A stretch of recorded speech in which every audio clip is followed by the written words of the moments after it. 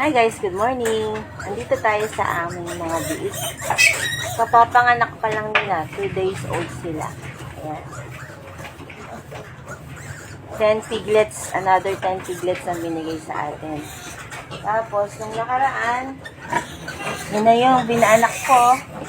Ayun o, 11 piglets naman. Pakita ko sa inyo. So, yun yung pinaanak ko nung December. Ayan, nalusog nila. Tapos, eto na ulit yung mga bago. 10 ulit. 10 ulit na makukulit na biik. Ibinubukod namin sila kasi masyadong malaki yung nanay. Ayaw namin mag-risk na baka sila yung mataganan. Last time kasi, nung nakaraang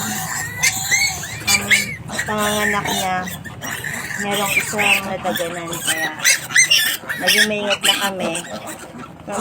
After nilang dumebe, ayan, pinutulong muna namin.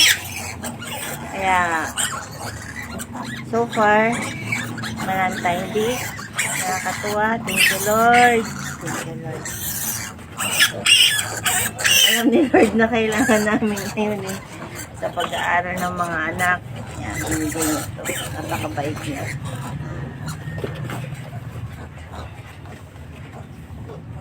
Gusto niya nang dumede? So, yun lang. Kaya yun yung pinagkakabisihan ko ngayon. Pag-aalaga ng aming kabuhayan. Dahil hindi pa naman tayo pinapasahod ni Meta. Yun lang.